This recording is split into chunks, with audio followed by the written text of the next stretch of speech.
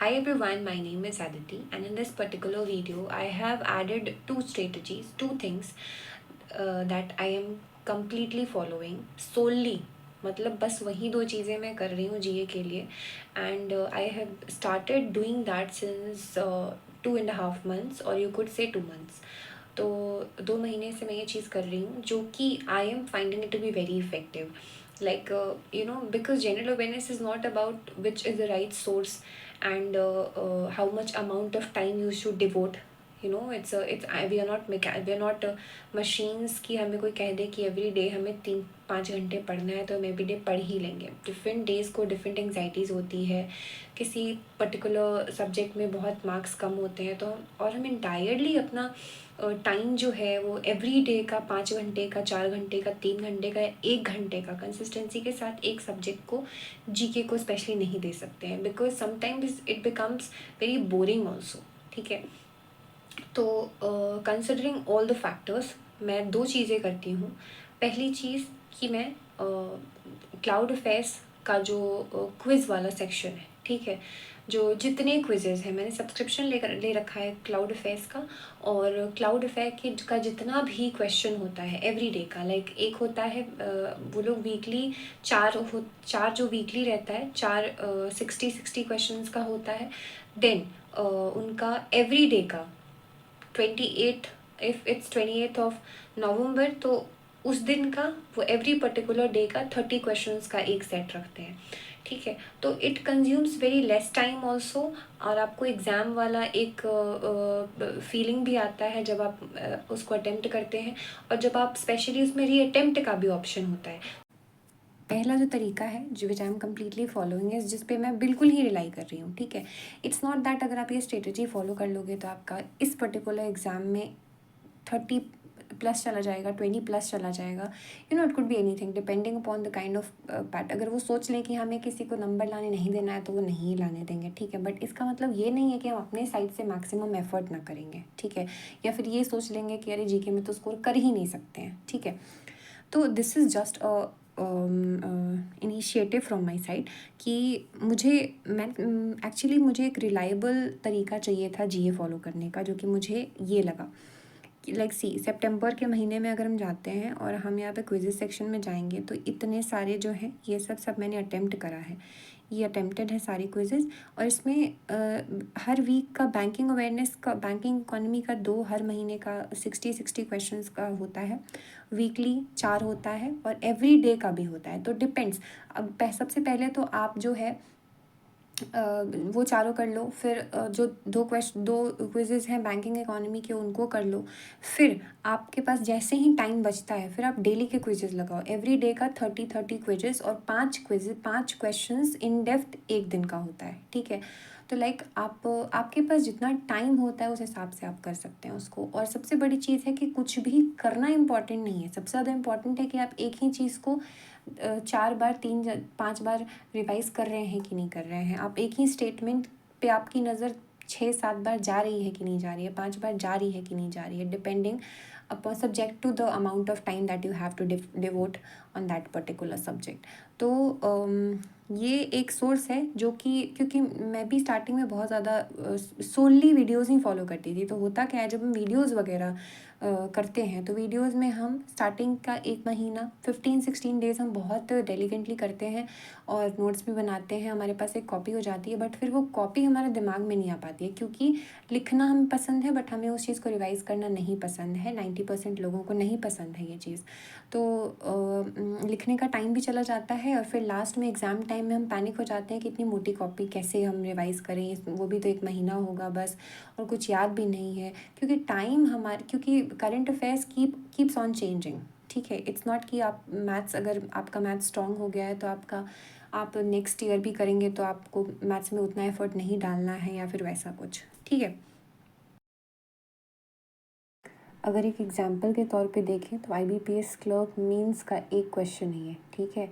तो आज के टाइम में अगर आपको जीए में नंबर लाना है किसी भी बैंकिंग एग्ज़ाम और एनी एग्ज़ाम, ठीक है, कुछ भी प्रिडिक्टेबल नहीं रह गया है. तो आप ये नहीं सोच सकते हैं कि हम बस ये जो क्वेश्चन है इसमें क्वेश्चन एक्चुअली पूछ क्या रहा है कि टारगेटेड साइज़ क्या है इंडिया का डोमेस्टिक इलेक्ट्रॉनिक्स मैन्युफैक्चरिंग इकोसिस्टम का बाय 2030-31, अगले 5 सालों में क्या टारगेट है हमारा। तो ये तो बहुत वन वर्ड का आंसर होगा। ये तो कहीं ना कहीं आप पढ़ेंगे तो आपको मिल ही जाएगा कि 500 बिलियन का हमारा टारगेट है, ठीक है। But knowing just this is not important. आजकल के टाइम में देखें तो जो भी ऑफिसर ग्रेड के एग्ज़ाम्स हो रहे हैं सब में आपको डिस्क्रिप्टिव लिखना या टाइप करना होता ही है, ठीक है। तो अगर डिस्क्रिप्टिव से भी इसको रिलेट करें तो ऐसे देख सकते हैं कि एक तो हमें इतना पता होना चाहिए, ये जो वन वर्ड का है ये तो छूटना नहीं चाहिए कि 30-31 हमें 500 बिलियन तक हमें टारगेटेड साइज़ है हमारा, ठीक है। अब ये चीज़ जो है सबसे जो छोटा सा ये जो लाइन है यहाँ से लेकर इंडिया से लेकर के 31 तक, ठीक है ना, ये तो आपको याद होना चाहिए कि क्योंकि ये भी जो है ना ये लाइन, ये भी आपका अगर आप डिस्क्रिप्टिव लिखते हैं तो ये भी लाइन याद होना, अगर इसको आप बार बार पढ़ते हैं तो शायद डिस्क्रिप्टिव में अगर आत्मनिर्भर भारत पे आता है तो आप इलेक्ट्रॉनिक्स सेक्टर को इलेक्ट्रॉनिक्स मैन्युफैक्चरिंग हब के तौर पे इंडिया कैसे उभरा है आप ये भी लिख सकते हैं। इसमें फर्स्ट लाइन होगा ये, ठीक है।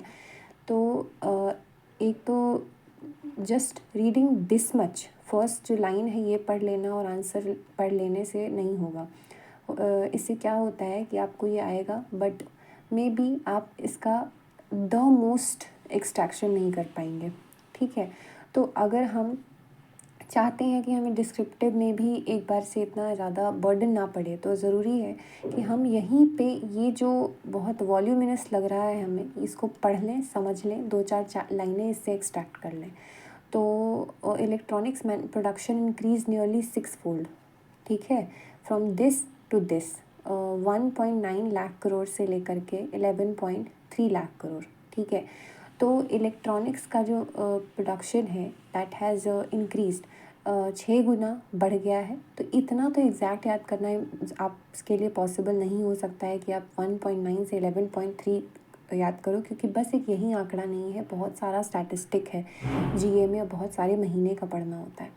तो अगर हम इतना भी याद कर लें कि 2 से 11 हो गया, ठीक है, तो अगर बहुत क्लोज ऑप्शंस होगा तो मे बी आप नहीं कर पाइएगा, बट अगर थोड़ा दूर ऑप्शंस दे दिया तो आपको याद रहेगा कि हाँ 2 के पास था, 1 11 के पास था। तो जो 10 सालों में है, 1 दशक में इतना बढ़ गया है, ठीक है, लगभग 10 बढ़ गया है 10 सालों में। तो एक ये जो लाइन है mobile phone exports rose 127 times, this is not that much important, but ये जो लाइन है India is the world second largest mobile phone manufacturer, ये जानना ज़रूरी है क्योंकि हो सकता है कि ये चीज़ आपसे किसी, बिकॉज अगर आप कंपटीशन के लिए पढ़ रहे हैं तो इट्स नॉट दैट कि आप आने वाले आईबीपीएस क्लर्क मेंस के लिए पढ़ रहे हैं या फिर बस आप एसबीआई क्लर्क मेंस के लिए पढ़ रहे हैं, आप सारे एग्ज़ाम्स के लिए पढ़ रहे हैं। हो सकता है आप एसएससी का भी एग्ज़ाम देंगे, हो सकता है इसमें कोई ऐसा अच्छा सा वैकेंसी आ जाए उसका भी एग्ज़ाम देंगे। तो ये लाइन जानना कि इंडिया दूसरा लार्जेस्ट मोबाइल फ़ोन मैन्युफैक्चरर है, ये आप कभी डिस्क्रिप्टिव का पेपर लिखेंगे तो उसमें ये लिख सकते हैं आप, ठीक है। इलेक्ट्रॉनिक्स मैन्युफैक्चरिंग, ये बहुत इंपॉर्टेंट लाइन है कि इलेक्ट्रॉनिक्स मैन्युफैक्चरिंग जो है that has created 25 lakh jobs in last 10 years. ये ईजी लाइन है, ये 2 लाइनें आप चुरा सकते हैं यहाँ से और आप यहाँ से आराम से डिस्क्रिप्टिव पेपर में लिख सकते हैं, क्योंकि जब हम लिखते हैं टाइप करते हैं स्पेशली तो हमारा दिमाग बिल्कुल ब्लैंक होता है, और हम अगर अच्छी प्रैक्टिस ना हो, अच्छे से आप बार बार एसेज ना पढ़ रहे हो, बार बार वर्ड्स आपके दिमाग में एकदम यूज़ टू नहीं है तो आप नहीं लिख पाएंगे। जो आपका लैंग्वेज होगा वो बहुत सिंपल हो जाएगा और आप बिल्कुल ही अच्छा स्कोर नहीं कर पाएंगे, ठीक है।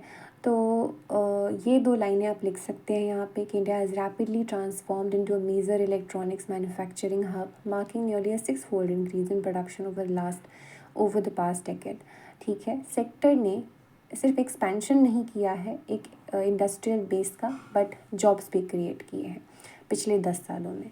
अंडरस्कोरिंग मतलब highlighting its role as a key driver of employment and economic growth. तो चीज़ एक ही होती है, उसको आपको 3-4 तरीके से लिखना होता है कि that it has been a key driver of employment and economic growth. आप जीडीपी बूस्ट ऐड कर सकते हैं, ठीक है। तो ये जो कुछ टर्म्स हैं कि strategic government initiatives and strong policy support have further boosted local manufacturing, expanded exports, attracted significant global investment, ठीक है। तो ये सारी चीज़ें अगर आप इसको अगर ये 40 क्वेश्चंस जो हमारे यहाँ पे हैं, इनको आप अगर 3-4 बार भी पढ़ लेंगे तो टाइम ज़्यादा नहीं लगेगा, बट आप इससे बहुत कुछ एक्सट्रैक्ट कर सकते हैं। ठीक है, तो बस इसी तरीके से ये जो लाइन है कि एफ डी आई इनफ्लो बहुत अट्रैक्ट किया है। ठीक है, 4 बिलियन से ज़्यादा एफ डी आई अट्रैक्ट किया गया है in the field of electronics manufacturing पिछले 5 सालों में। ठीक है, 20-21 से 25-26 इतना हमने अट्रैक्ट किया है। ठीक है, नो मैन्युफैक्चरिंग सिंस 2021। ओके, तो और ये जो लाइन है कि top 5 export destinations for India का जो इलेक्ट्रॉनिक गुड्स हम प्रोड्यूस करते हैं, जो कि प्रोड्यूस करने में हम दूसरे सबसे बड़े मोबाइल फ़ोन मैन्युफैक्चरर्स हैं, हम इलेक्ट्रॉनिक गुड्स को कहाँ कहाँ एक्सपोर्ट करते हैं। यूएसए में सबसे ज़्यादा करते हैं, उसके बाद यूएई में करते हैं, नीदरलैंड्स में करते हैं, यूके और इटली में करते हैं। तो अगर आप इसमें से 4 लाइन भी याद कर लो, जो आई थिंक इस वीडियो को देखने के बाद ही आपको पता चल जाए, याद रहेगा, तो that will serve the purpose. ठीक है, तो with that we have come to the end of the video, and I hope this video helps you in retaining and scoring better in your exams in GE or descriptive.